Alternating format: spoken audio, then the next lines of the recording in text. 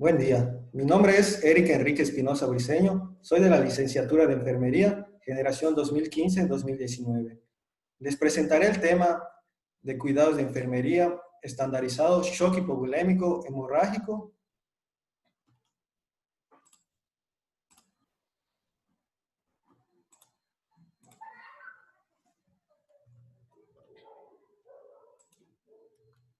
Comenzamos con el objetivo general. Diseñar un plan de cuidados en enfermería estandarizado al paciente con shock hipovolémico hemorrágico, a través de la metodología del proceso de atención enfermero, utilizando el pensamiento clínico y el lenguaje estandarizado NANDA, NIC y NOC. Objetivos específicos. Describir el marco teórico que constituye a esta patología a través de guías de práctica clínicas y fuentes confiables para poder establecer las futuras intervenciones en los pacientes. Identificar a través del proceso de valoración los 20 principales diagnósticos de enfermería en la atención del paciente con enfermedad de shock hipovolémico hemorrágico. Discriminar a través de la jerarquización de Marjorie y Gordon los fundamentales afectados ante la patología shock hipovolémico hemorrágico, la atención de los pacientes a través de los cuidados estandarizados. Priorizar los diagnósticos de enfermería y jerarquizarlos de acuerdo al juicio crítico con base a la patología. Establecer los planes de cuidado a través de las intervenciones y actividades de la atención en enfermería como herramienta enfocada para la obtención de los resultados ante dicha patología.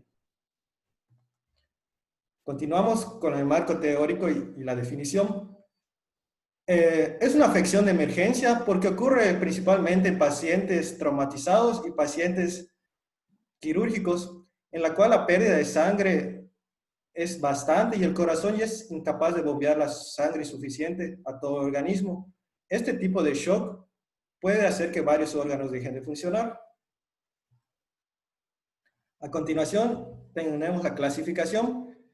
Este tipo de shock se clasifica en 4 estadios o clases.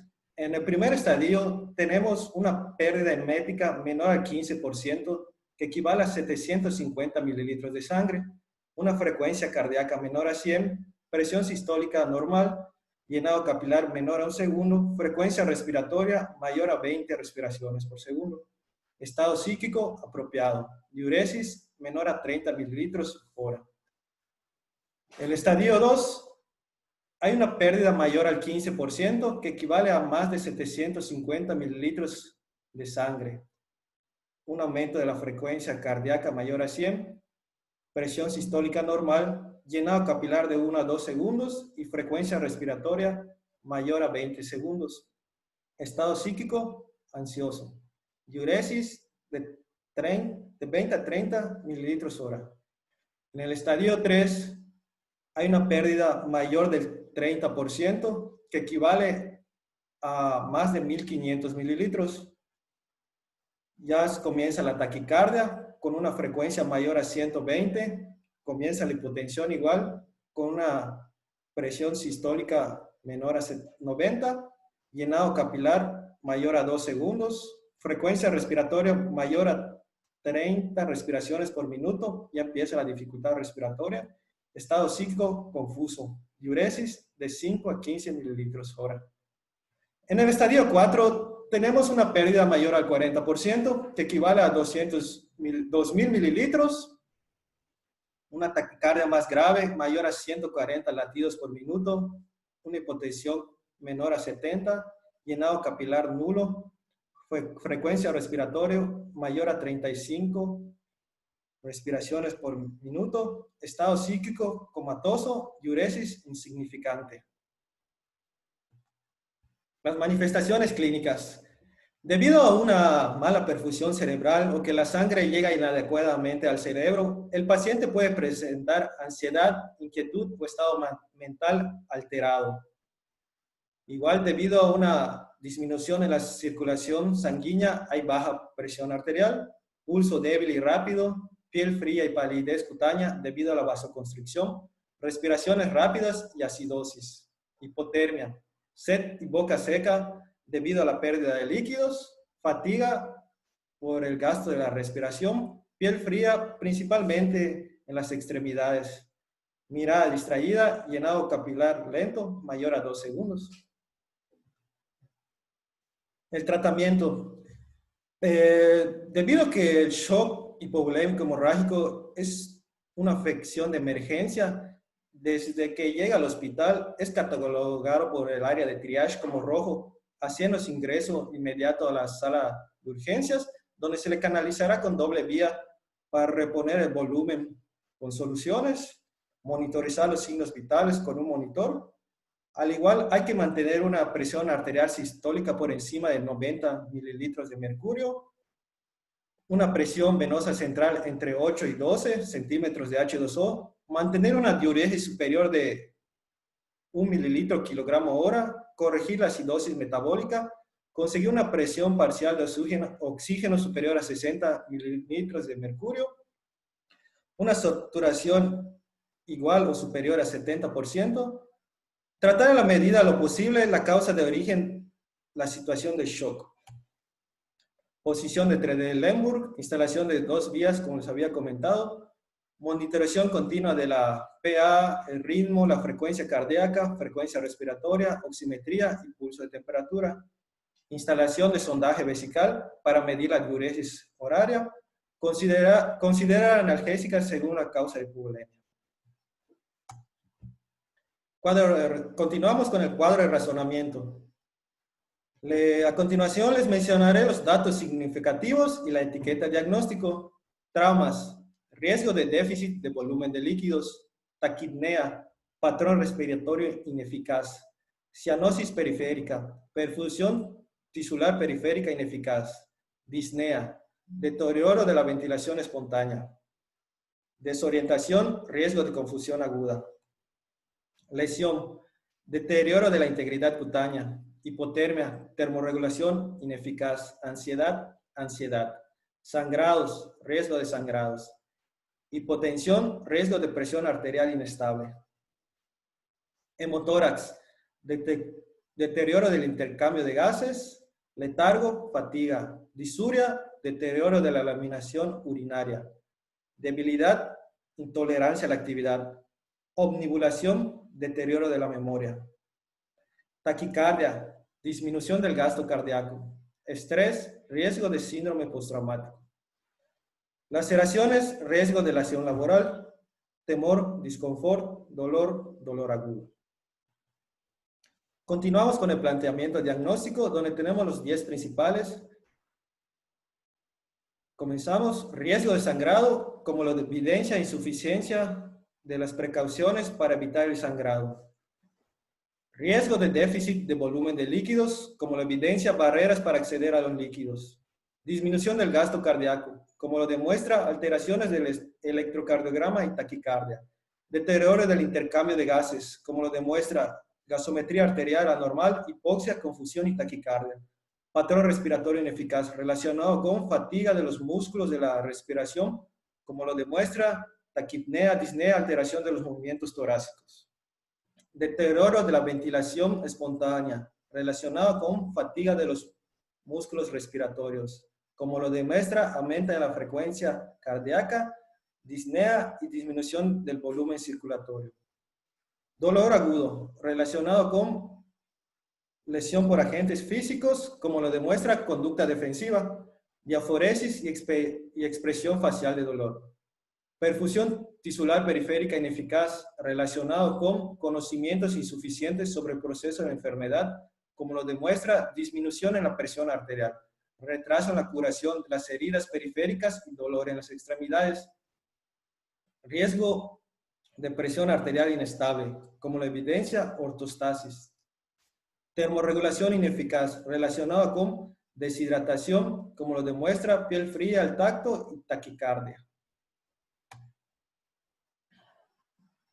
Aquí continuamos y comenzamos con los 5 diagnósticos desarrollados. El primero es riesgo de sangrado, como la evidencia, conocimientos insuficientes de las precauciones para evitar el sangrado. Dominio 11, seguridad y protección, clase 2, lesión física. Resultado, severidad de la pérdida de sangre. Intervención, disminución de la hemorragia, heridas. Las actividades son aplicar presión manual sobre la zona hemorrágica o potencialmente hemorrágica, aplicar hielo en la zona afectada, aplicar vendajes compresivos en el sitio de la hemorragia, cambiar o reforzar el vendaje compresivo según corresponda, monitorizar los signos vitales según corresponda, colocar la extremidad afectada en una posición elevada, instruir al paciente para que aplique presión al sitio donde estornude, tosa, etc. La disminución de la hemorragia se puede tratar prehospitalariamente aplicando hemostasia directa. Eso hay que aplicar presión en la herida para disminuir la hemorragia. Y si la herida fue en una de las extremidades, se combina con elevación, aplicando presión y elevación, elevándolo mayor que el nivel del corazón para detener la hemorragia y prevenir así un shock hipovolémico hemorrágico. Intervención, manejo del shock volumen, actividades, control de la pérdida súbita de sangre, deshidratación grave o hemorragia persistente, evitar la pérdida de volumen sanguíneo, controlar si hay signos de shock hipovolémico, insertar y mantener una vía de acceso intravenoso de gran calibre, administrar líquidos intravenosos como cristaloides y coloides isotónicos según corresponda, realizar una gasometría arterial y controlar la oxigenación tisular, administración de hemoderivados, monitorización de los estudios de laboratorio. El shock es una afección que causa hipoperfusión de los órganos, haciendo una disminución y una muerte de las células. Su diagnóstico es clínico, incluyendo la medición de la presión arterial, y su tratamiento consiste con administrar volúmenes de líquidos, hemoderivados y vasopresores si los necesita. Prevención del shock. Comprobar las respuestas precoces de compensación del shock, controlar los signos precoces del compromiso cardíaco, vigilar las posibles fuentes de la pérdida de líquidos, controlar la pulsioximetría, vigilar la temperatura y el estado respiratorio. Observar el color y cantidad y frecuencia de las deposiciones, vómitos y drenajes nasogástricos. Analizar la orina para ver la presencia de sangre y proteínas según corresponda. Administrar líquidos intravenosos y por vía oral según sea el caso. La prevención del shock. Las variables constantes que han disminuido la mortalidad del shock hipovolémico hemorrágico son la prevención y su manejo precoz. Continuamos con el diagnóstico 2. Riesgo de déficit de volumen de líquidos. Como la evidencia, barreras para acceder a los líquidos. Dominio 2, nutrición. Clase 5, hidratación. Resultado, equilibrio hídrico. Manejo de líquidos. Actividades. Realizar sondaje vesical si es preciso. Monitorizar el estado hemodinámico, incluyendo los niveles PVC, PAM, PAP y PCP, según la disponibilidad. Administrar terapia intravenosa según corresponda. Administrar líquidos según corresponda. Vigilar la respuesta del paciente a la temperatura de electrolitis prescritos. Preparación del paciente para la aplicación de hemoderivados según corresponda. Casi todos los shocks circulatorios necesitan una reanimación con líquidos y hemoderivados. Segunda intervención, administración de los hemoderivados. Verificar las órdenes del médico, obtener la historia de transfusión del paciente, comprobar el conocimiento informado del paciente. Verificar el hemoderivado se ha preparado y clasificado, que se ha determinado el grupo y que se han realizado las pruebas cruzadas para el receptor. Verificar que sea correcto el paciente, el grupo sanguíneo, el grupo RH, el número de la unidad y la fecha de caducidad y registrar según protocolo del centro. Enseñar al paciente los signos y síntomas de una reacción transnacional. Realizar venopunción con la técnica apropiada. Monitorizar la aparición de reacciones transfusionales. Pues el principal objetivo de la transfusión de sangre es reponer el aporte de oxígeno y aumentar el volumen sanguíneo.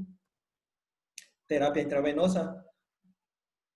Verificar la orden de la terapia intravenosa. Instruir al paciente acerca del procedimiento. Realizar una técnica séptica y estricta. Es decir, examinar el tipo, cantidad, fecha de caducidad y características de la solución y que no haya dañado el envase. Comprobar las 5 reglas de administración correcta antes de iniciar la infusión o administración de medicamentos. Seleccionar y preparar la bomba de infusión intravenosa si es indicado. Administrar los líquidos intravenosos o temperatura ambiente a menos que se prescriba otra cosa. Monitorización de los signos vitales.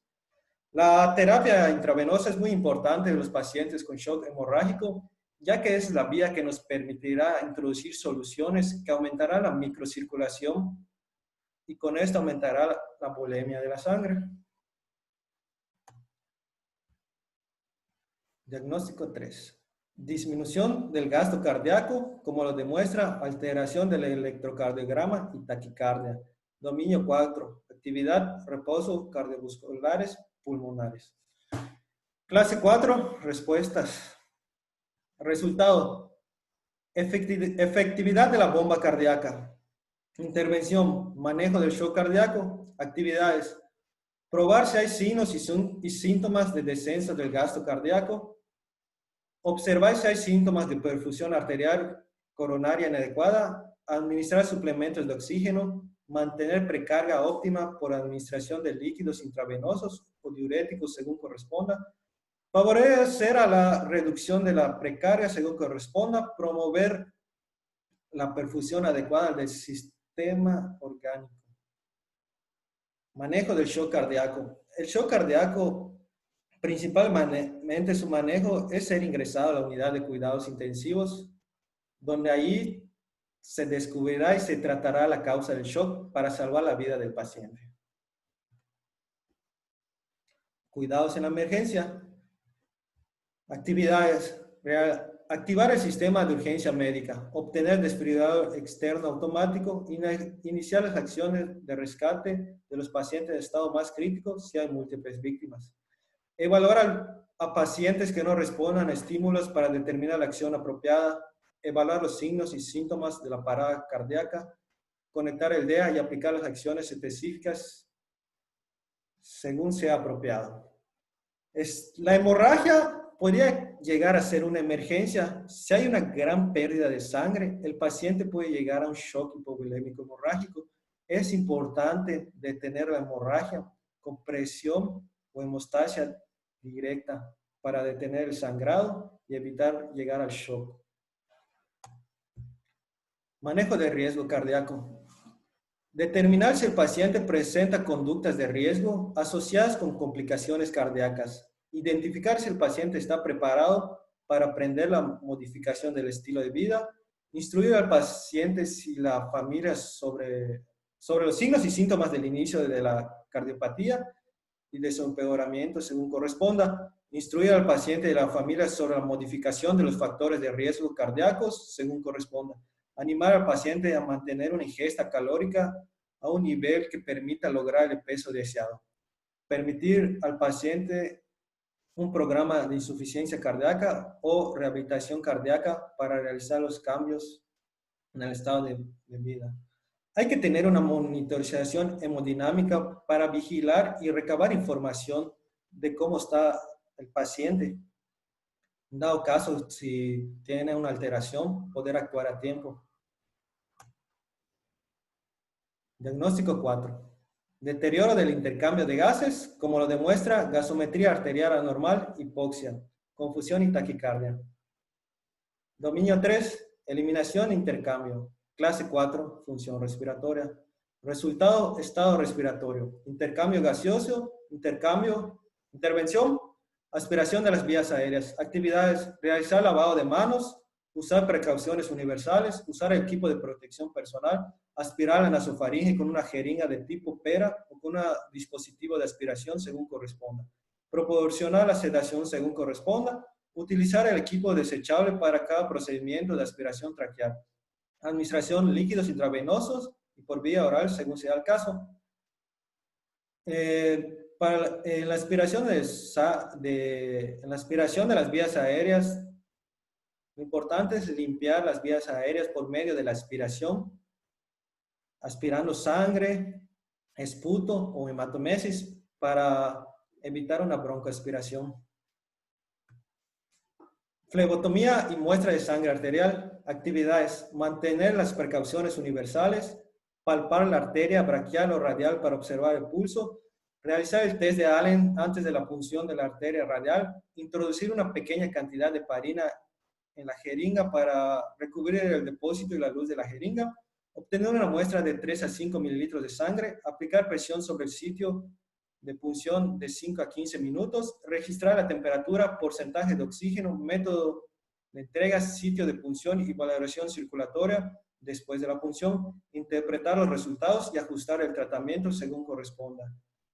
En las muestras de flebotomía arterial podemos observar el pH de la sangre, las presiones del dióxido de carbono y del oxígeno. Al igual nos sirve para ver el equilibrio ácido-base. También nos ayuda para ver el estado respiratorio. Intervención, manejo de la ventilación mecánica no invasiva. Actividades: controlar las condiciones que indican la idoneidad del soporte ventilatorio no invasivo. Controlar las contraindicaciones del soporte ventilatorio no invasivo. Consultar con otros profesionales sanitarios al seleccionar un tipo de ventilador no invasivo. Colocar al paciente en posición semi-Fowler. Iniciar la configuración y aplicación del ventilador. Utilizar una técnica aséptica según corresponda. El principal objetivo de manejo de la ventilación mecánica no invasiva es evitar la intubación endotraqueal, ya que ella tiene más afecciones o más efectos adversos para el paciente.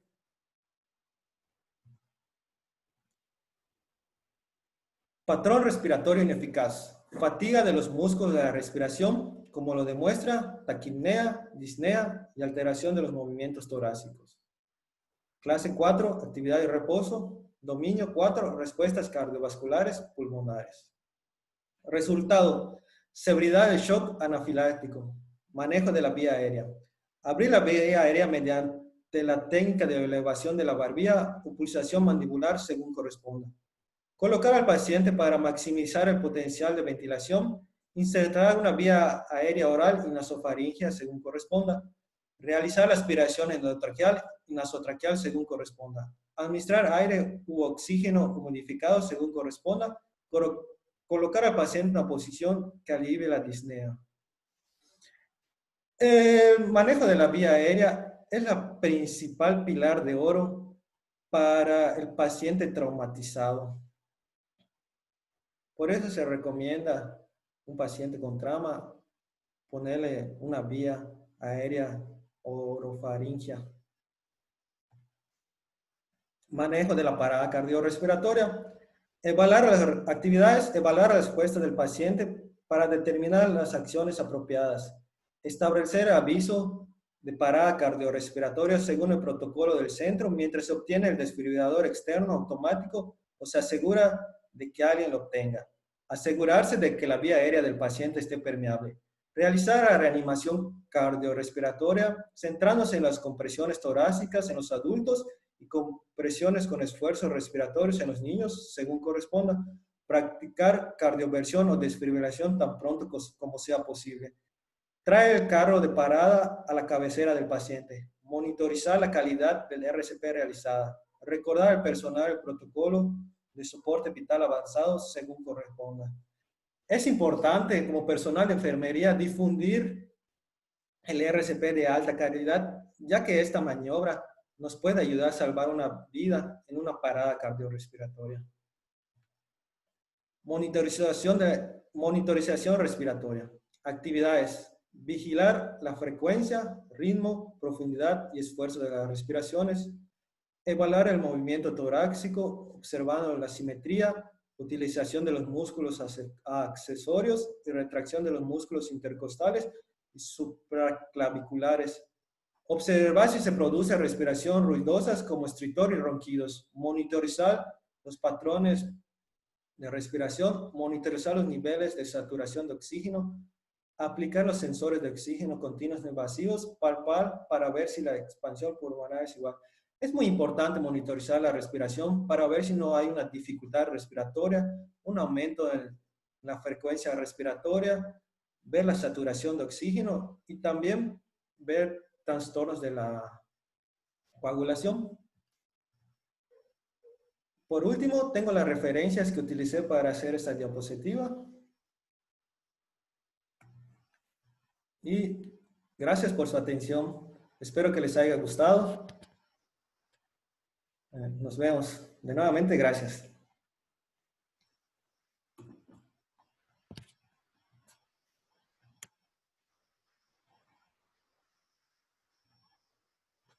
¿Listo?